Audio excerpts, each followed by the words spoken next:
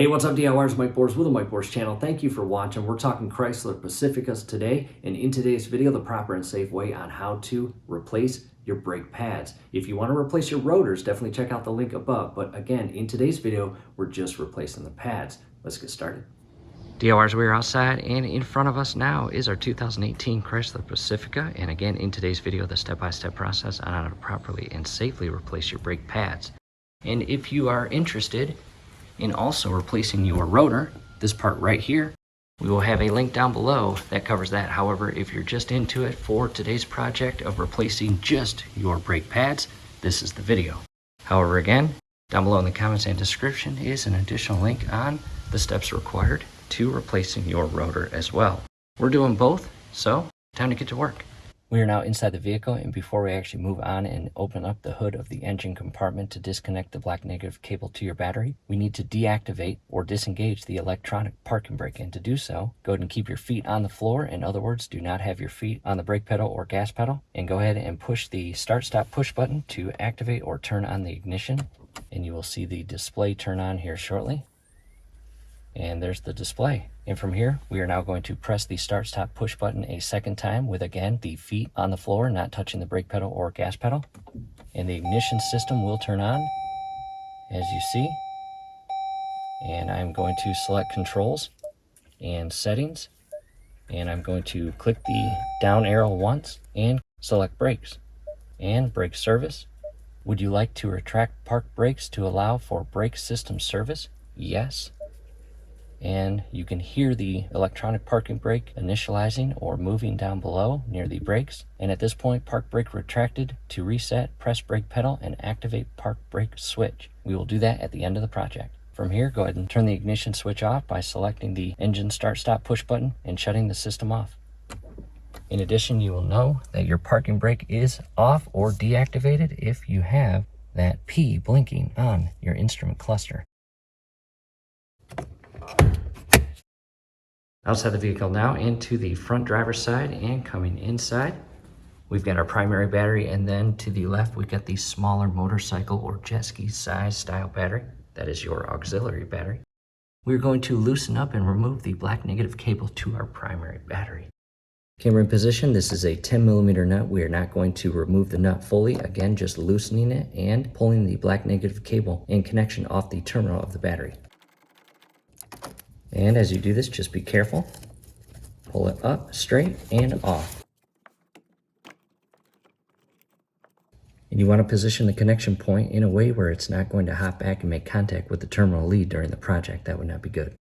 Camera now position looking at the driver's side wheel and the lug nuts, and we are going to grab the 19mm socket here, and we are going to carefully loosen up the lug nuts. Not remove them, but just loosen them up. And removing them fully will come after we set the jack and lift the vehicle up. And the reason I'm loosening them now before lifting the car up off the ground or the tire up off the ground is because I do not want to be tugging at the lug nuts in an aggressive manner with the weight of the vehicle off the ground and resting on the jack stand or jack. That would increase the possibility or likelihood of the vehicle falling off the jack stand or jack.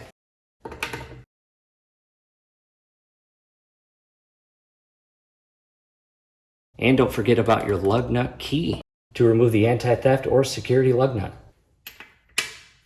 And this also is a 19mm. To the back side of the tire, and let's direct our attention down below where we are going to properly place the jack. And as you see right here, that is a beveled arrow in the trim. And that section under here is where we are going to place the jack. And a closer view of the beveled arrow as shown right there. Jack is in position, time to raise the vehicle and pull the tire up off the ground. 3-ton jack stand is now in position, and never rely on a jack. Always insert a jack stand for safety purposes. Let's remove the lug nuts and pull the tire off.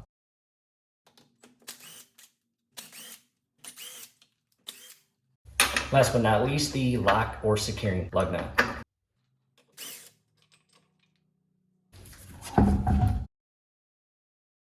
Now to a closer view, and the tire has been removed, and now we can see almost all of the rotor and the entire caliper and the brake pads. Go ahead and grab 2 lug nuts and hand tighten them on, and you will find this to be a helpful step in not allowing the rotor to become loose and flop around as you are removing or servicing the caliper to remove it to replace the pads. And again, just hand tighten it. One down at the bottom and one up top. Two different camera angle. I've got a cardboard box laid out because as you remove or service brakes and brake rotors, a lot of rust falls down. I've got a block back there for the caliper to rest on when we loosen up and remove the bolts and pull it off the rotor. We are first going to direct our attention to the slide securing bolts, and these are 13 millimeters. I've got one here, and if I come all the way down here, a second one right there. Again, 13 millimeter bolt. Camera in position, and again, the top 13 millimeter slide bolt that secures the slide in place to the housing, and the bottom one. I've got that one loosened. Now to the lower one.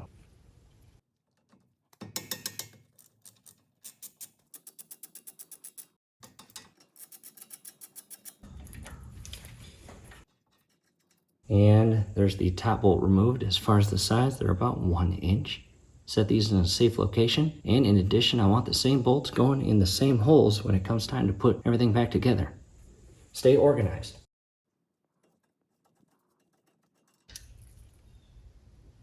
From here, if you can't remove it by hand, you will need a pry bar. However, it looks as if it's coming loose by hand. And again, as you loosen up and remove this caliper, do your absolute best not to harm or put any damaging pressure on the rubber brake hose. The last thing you want to do is harm that and have to replace that and go through the entire process of bleeding your system.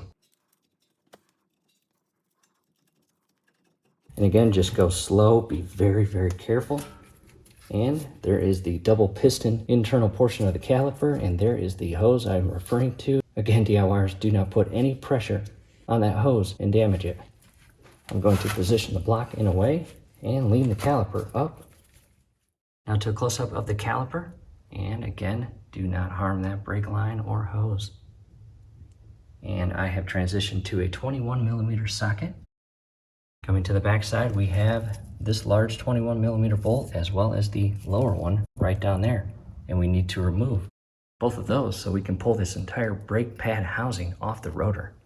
Got the camera positioned, and again, we need to remove both of the 21 millimeter bolts, one on top and one down below. And DIYers, it's a good time to take photos to ensure when it comes time to putting everything back together, you have documentation on how to properly reinstall everything correctly. All right, DIYers, hey, a quick break in the action. And again, at this point, we're going to move forward with removing this entire brake pad housing that the brake pads are secured into and wrap around the rotor, as well as remove the rotor and replace it with a brand new one. However, if you are only in it for replacing your brake pads and nothing else, you don't actually have to remove this entire brake pad housing. In other words, at this very stage of the project, you can just carefully remove your brake pads, use a wire brush to clean the hardware that the brake pads secure into, followed by lubricating the hardware and installing your brand new pads. And from there, reversing the steps and putting everything back together. However, again, we are going to continue moving forward with removing that housing and replacing the rotor. And because of that, you will see us removing the old brake pads and installing new brake pads with this entire housing removed from the wheel hub and on the ground. So again, I just wanted to break in the action and share that with you. However, from here, let's continue the project. And these are on there pretty firmly. I'm going to transition to a rubber mallet. That one's loose, now to the bottom. Once it's loose, you can loosen it up and remove it by hand, which I'm doing now down below. And the bolt is about 1.5 inches. Now to the top.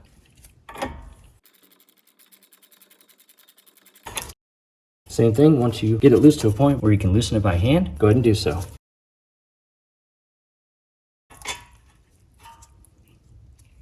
And once that bolt's removed, keep your hand on the brake pad housing and you can carefully shift it off, as shown here. Completely remove it from the rotor.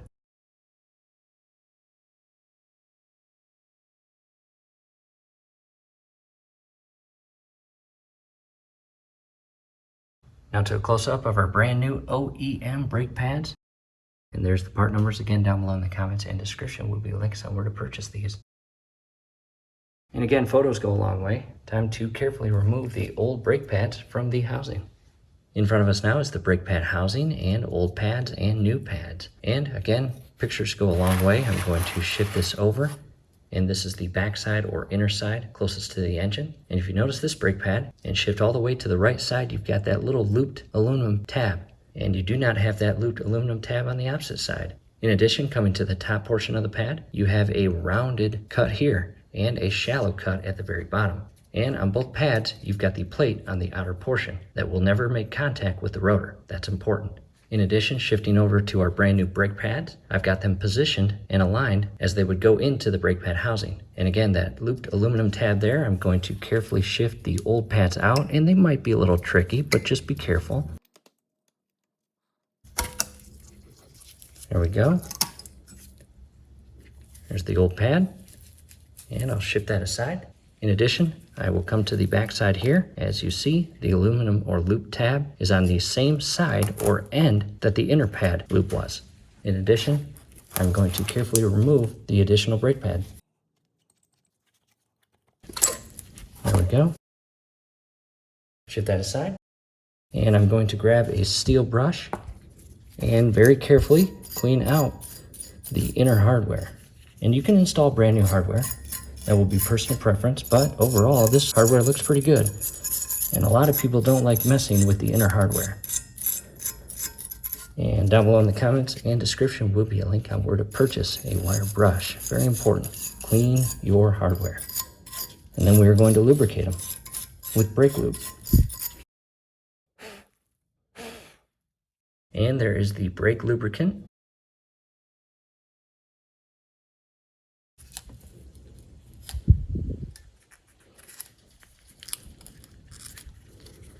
Set that aside, and again, I'm just going to lubricate all of the moving parts in here. As you see right there. And I will grab a brand new brake pad, and if you look, the looped aluminum tab is on the right hand side, and the plate is on the outer, and the rounded cut of the brake pad and the pad itself is on the inner portion.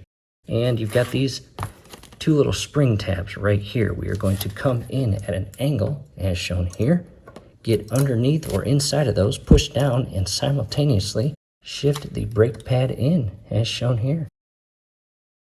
In addition, I'll switch it to the other side, and aluminum tab on the outer side, right side, and as shown here, again, those tabs there come in at an angle.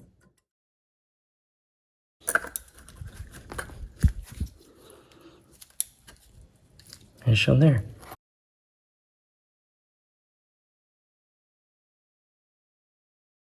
Another quick reposition of the camera and coming in with the brake pad housing. Again, the slides on the inner portion or right portion. Ever so carefully shift the housing back over the rotor, and we're going to align those 21mm bolts in and secure them. And do not tighten them all the way. However, the top bolt is threaded in, now to the bottom. And you may need to carefully maneuver the housing to align the bolt hole, as well as hand tighten it in. Now to the top. In addition, down below in the comments and description will be a link for anti-seize to add to those bolts. However, unfortunately, I do not have any handy. In addition, there are specific torque settings for these 21mm bolts. I recommend double checking your exact VIN number torque spec sheet to ensure you're torquing them properly. However, in our case, we are just going to tighten them very snug without over tightening them.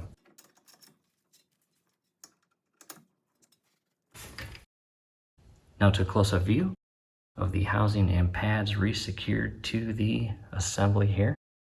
And what I'm going to do is carefully compress the pads. We are now going to lower the caliper and use an awesome tool to compress both of these pistons, because right now they won't fit over the brand new pads. And there it is. This is an awesome tool, and down below in the comments and description will be a link on where to purchase this. This is a must when doing this project. And this is a ratcheting style piston compressing tool. Next, what I did was remove the blue bungee and carefully lower the caliper onto the block, and here are the two pistons inside the caliper. And while we were working on other things, both of the pistons extended slightly to, again, a point where the gap is no longer wide enough to fit onto the brand new pads. So that's where this awesome tool comes into play, and I'm going to ever so carefully lower it down as shown there. And from here, putting a little bit of tension on the outer plates, I'm going to ratchet in a way that is going to extend these black plates and compress the piston. However, first, let's go up inside the engine compartment and remove the cap to the brake fluid reservoir. Coming inside the engine compartment and referencing our 2 batteries, coming up to the brake fluid reservoir and removing the cap. And that is going to alleviate any pressure buildup as we compress those pistons inside the caliper. The last thing you want is to blow a seal and create a brake fluid leak. Not good. Back down inside the wheel well, looking at the caliper and this awesome tool, I'm going to add a little bit of pressure to the plates and begin ratcheting.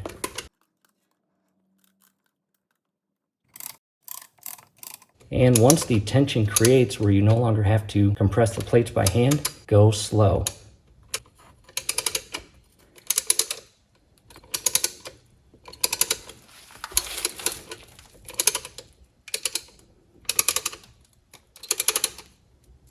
At this point, the tension is created equally on either plate, and I can carefully hold the caliper as I ratchet the pistons back into the housings. And again, go slow.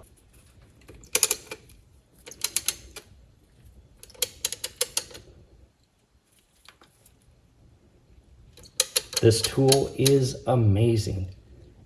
And by purchasing this tool, it is large enough with the plate adapters to compress both pistons evenly at the same time. And you can use this on other vehicles. These outer larger or longer plates can be removed. They're magnetic, which is awesome.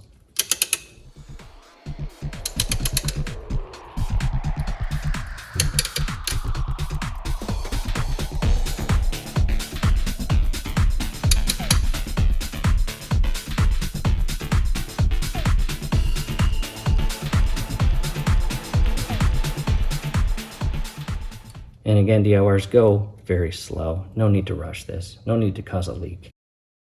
Now to a close-up view of the pistons fully retracted or compressed inside the housing. And again, DIYers, a must-have tool in our opinion.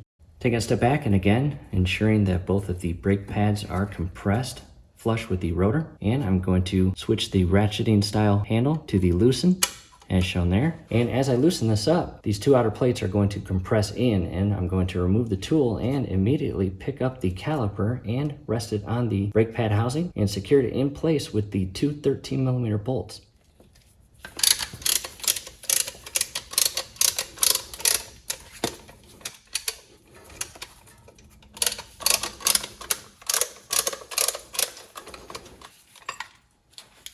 And again, real quick, the removable plates as shown there, magnetic. Awesome tool. And again, with the 2 pistons properly compressed, ever so carefully shift the caliper back onto the brake pads and housing.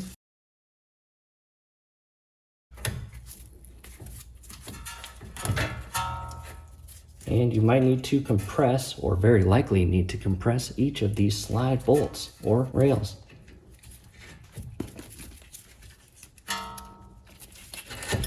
Shift it into place. And again, anti-seize is recommended. However, I don't have it on hand. Grab the upper 13mm bolt. Carefully maneuver the caliper to align the thread. Do not cross thread these bolts inside the inserts. That would not be good. And when it comes to these 13mm bolts, because we are securing them back into the lubricated slide of the caliper and brake pad housing, it is imperative, in other words, extremely important, to properly torque, in our case, 2018 Pacifica, 26 foot-pounds, to ensure that you do not over-tighten this portion and damage your brake system. And I'm going to carefully remove the block, come down below, and again, 13mm bolt, carefully maneuver the caliper without cross-threading. And hand tighten it. First, I'm just going to tighten them until I feel tension with the ratchet. Right there, as well as the bottom. Next to my Craftsman torque wrench, down below in the comments and description will be a link on where to purchase this. It is properly set to 26 foot-pounds.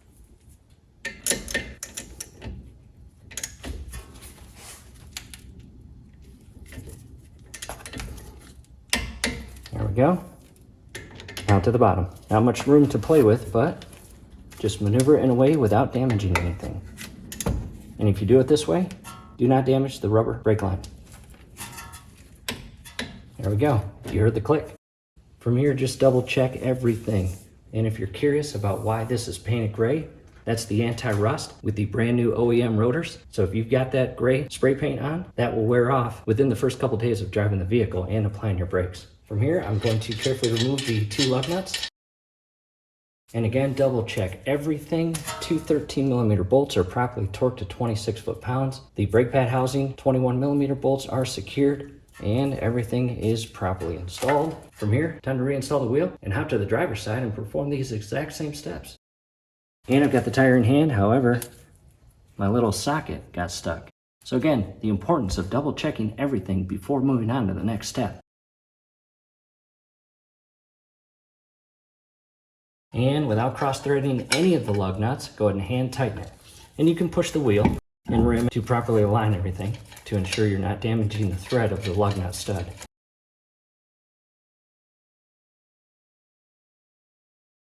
Last but not least, the lock or security lug nut.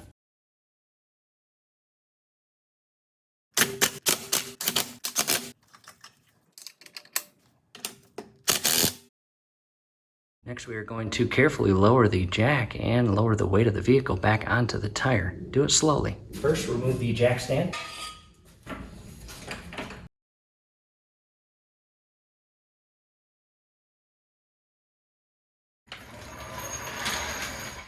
Take a step back, and DIYers, again, before we move to the opposite side or driver's side front wheel to replace the rotors and pads, double check everything. Got the brand new rotor for the driver's side as well as the remaining pads. Again, same exact steps, but the opposite side. We're not going to bore you with that. We'll do that right away, and we'll talk to you in a bit. And DIYers, if you're curious, we are making progress. Old rotor, brake caliper, brake pads are removed. To another update, we're making progress. Everything is replaced, and time to put the tire back on. Driver's side wheel is resecured, and at this point, both driver's side and passenger side rotor and brake pads are replaced. Time to resecure the cap on the brake reservoir and resecure the battery. And I did just that. The cap to the brake fluid reservoir is resecured and tightened without over-tightening or damaging it. Black negative cable resecured to the negative terminal of our primary battery. From here, we're going inside the vehicle to reactivate our parking brake. Back inside the vehicle, and again, both feet on the ground, not touching the brake pedal or gas pedal. We're going to press the engine start stop push button just once. And you can see the display is powering up, and I'm going to push it a second time. Turn on the ignition system, and I'll accept. And again, park brake retracted. To reset, press brake pedal and activate park brake switch. And again, all I'm going to do, I'm not going to turn the engine on, is press the brake pedal, followed by pushing the parking brake push button, which is right down here, right there.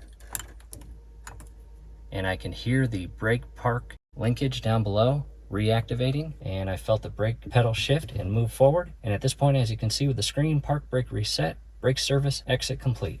Okay, from here I'm going to start the engine and go for a test drive.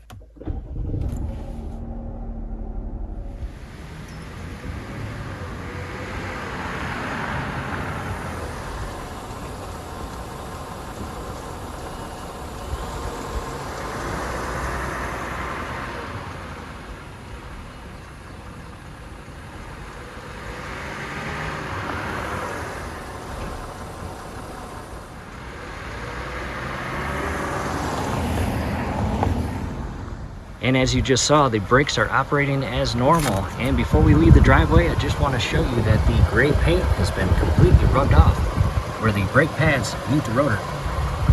And that should be on both sides, as you see, right there. So if you are worried about that paint, don't worry about it. DIYers, we were back from the test drive. All went well, and just a heads up, the first couple applications of your brake pedal will feel a little unique or a little squishy, but that's okay, that's normal. Allow the brake fluid to re-enter the caliper and compress the pistons and reset the brake pads on the rotor. Again, all normal. In addition, down below in the comments and description, several helpful video links on this exact Pacifica. Many helpful video links, definitely check those out. And that's it. From here, do us a favor, below the video, you will see that thumbs up icon. Click on that, like the video, subscribe to the channel. Definitely ring your YouTube bell. That would be very helpful to us. We'd really appreciate it. Thanks again for watching. And again, that gray paint, is all gone.